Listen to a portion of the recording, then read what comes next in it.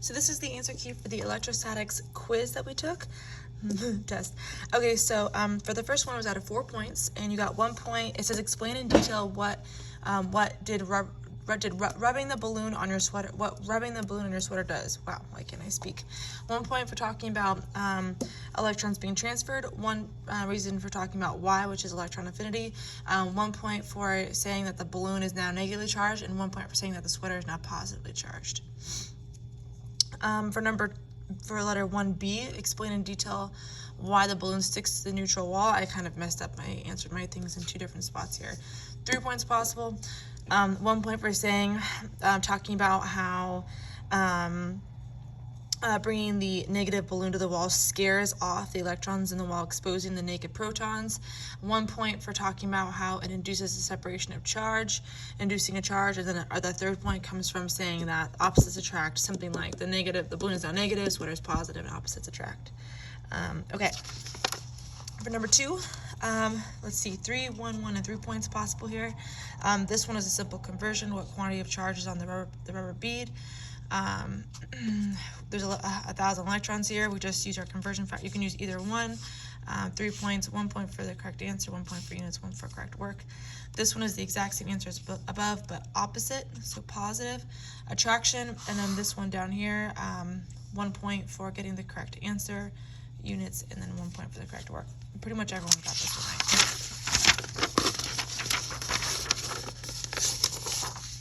right. Okay. All right, so this back page, the first page is pretty easy. And well, personally, I think the whole test was relatively easy.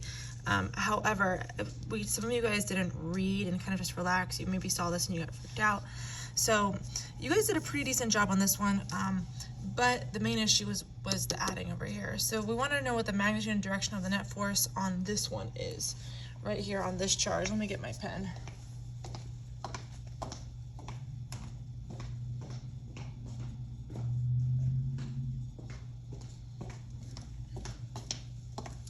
So many of you guys did the correct work, and you got, negative 2.7 newtons. 2.7 newtons is what we care about. And then over here, 8.4 newtons. So you guys flip-flopped the numbers in here, and you got the wrong answer. Your work was right. I'll give you a little bit of half credit there. But what does this actually mean? So we want to know what the charge on this one is. So we're focusing on this one right here. And between this charge and this charge, which is this one over here, we have attraction. So that's going to be attracted to that one. And then between this and this, we've got, let's see, attraction as well. Okay, so we have to add those head to tail. Okay, so we're looking for the difference right here. What a lot of you guys did was you added 8 plus 2 and you got 11.1 or something. But what you really should have done is subtract them to get 5.7 newtons. You got 2 points out of 4 for that one if you did all of this stuff right. Some of you guys got 270 and 840. I still gave you credit for that. You just didn't convert your units up here. Convert correctly from microcoulombs to coulombs. So this should have been 6 up here. Okay, letter B. So letter B, it says the same 3 charges are now rearranged. Q1 is now up here. What is the magnitude and direction of the net force on Q, this one right here in the middle? So we want to know what is the magnitude of this one right here. So we know between this one and this one we've got attraction. We know between this one and this one we've got attraction as well. So if I just bring this over here, okay, what I'm really trying to find is this resultant arrow right here. Now, oh, excuse me. Now we know that the whole length right here is what we want to use, and the whole length over here is what we want to use.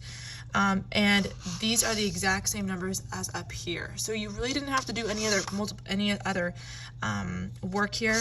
You could have just used the force of the electrical force on 10, which we have up here, and then the electrical force on 20, which we had over there. So all you really need to do is figure out what this one right here was, and we used Pythagorean theorem, 1 point for doing that. And then you get your answer. Then you get 1 point for finding the correct direction using our inverse tangent, which is about 18, and you get another point for writing out the whole answer altogether. If you guys did the math again and did out this math, many of you guys got the wrong answer when you did that. I'm not really sure how or why. So I did give you guys a few points there for trying to think through the process, but it's really all about adding vector arrows here. Okay, so understanding this right here. All right, for number 4, so let's see. A compass has a radius of 0.1 meters and a charge of 3 microcoulombs positioned at its center right here. 2 other charges, -4 microcoulombs and 5 microcoulombs due east. What is the magnitude and direction of the net force on the charge in the center? Okay, so we have to again look at what do we have going on here. This is attraction.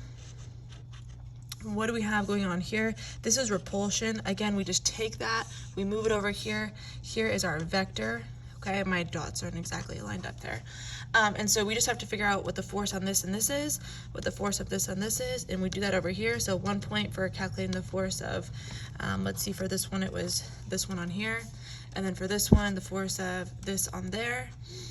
We get our answer there, but really, you know, this is repulsion, like I said, so it's going this way. We drag that up over here, we add it head to tail. That's a resultant. You get 1 point for doing Dag's theorem there, and then another point for finding the direction, and then a point for putting it all together. Okay, I hope that was helpful.